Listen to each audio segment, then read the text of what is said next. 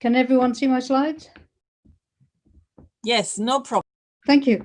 Okay, well, again, thank you very much for this opportunity and to Fergus specifically for inviting me.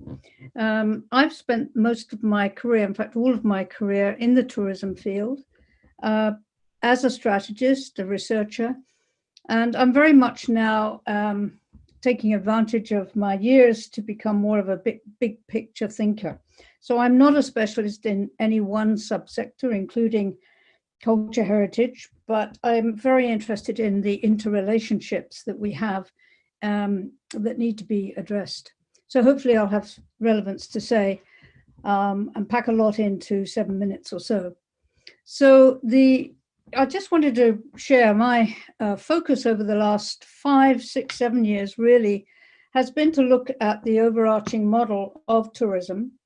And I became increasingly concerned in those years as to the viability of the model which had been so successful over the last 70 years.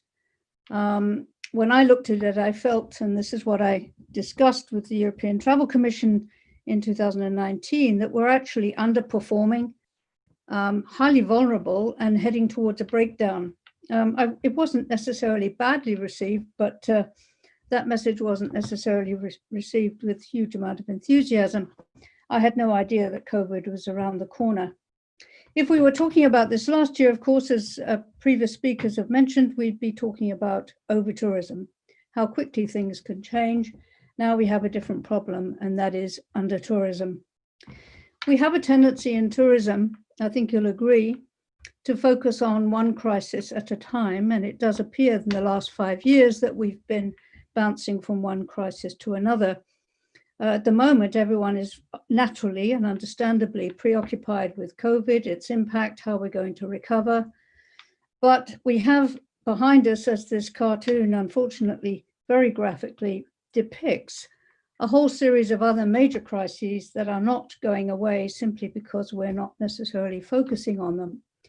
And it is inevitable, in my humble opinion, that the COVID wiping out such an important part of a global economy, albeit temporarily, will lead to some form of significant recession, possibly a depression, and tourism is utterly dependent on disposable income, so that's an important factor.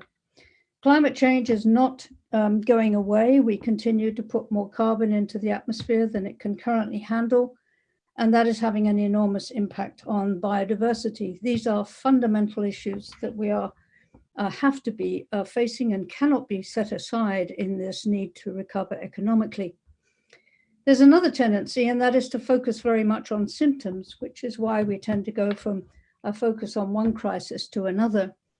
I'm very interested, however, in trying to identify what is the root cause of some of these challenges.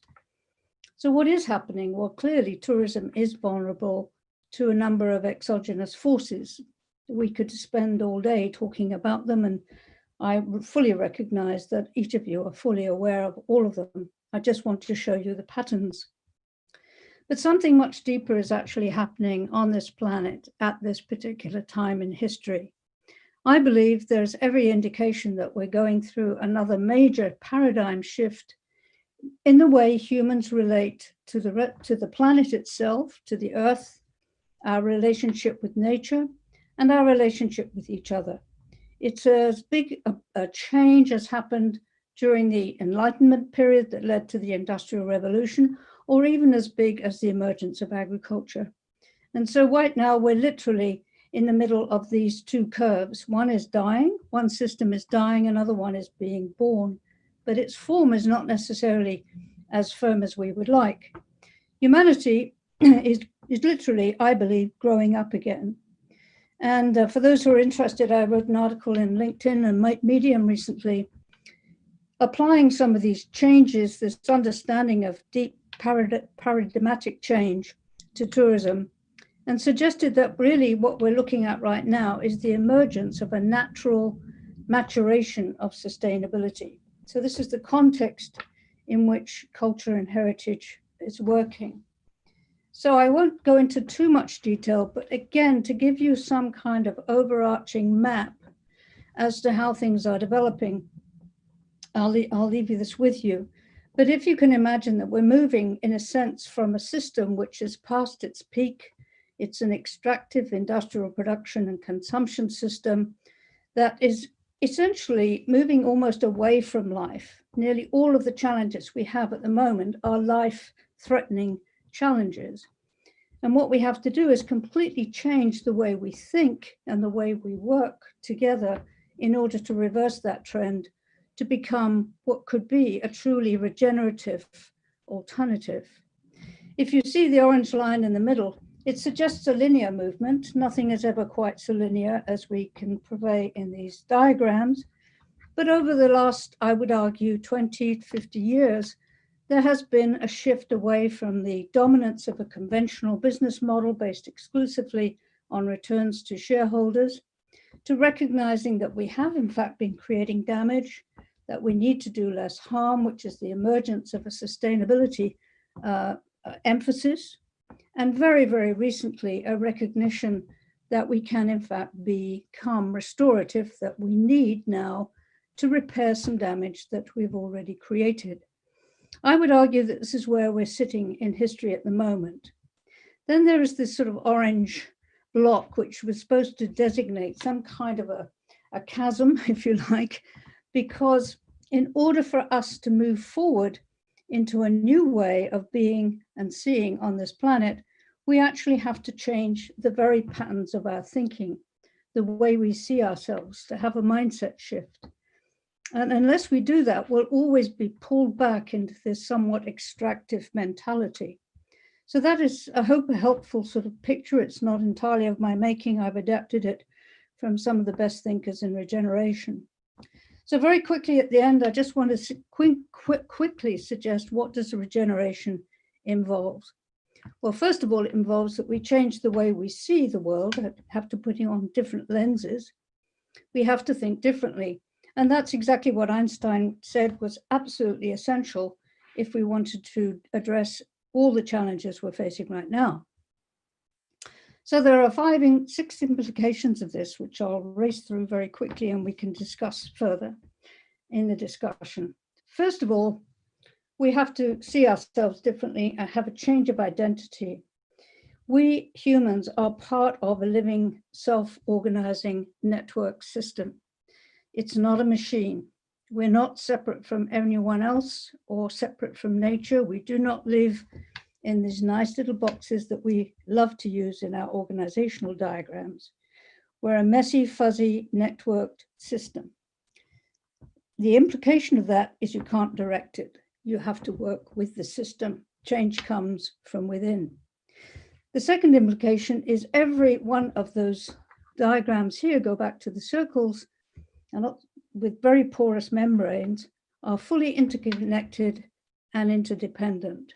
This idea that we're separate from nature, nature's an it, it's out there, we can fix it, it's a problem, etc., is totally erroneous. As we all know, we're part of it and nature is a part of us. The silos we've created are illusions. And in preparing for this, I came across some work you're doing to link the nature-culture community, which I think is so important. So a heritage site is obviously existing within a context of its community, which is again existing within the context of its culture and its natural world. There's a tourism industry that it relies on for its visitors. That depends on an economy, and that depends on the health of the planet. Third implication, well, the issue really right now, as COVID has undoubtedly taught us, is ultimately about our health.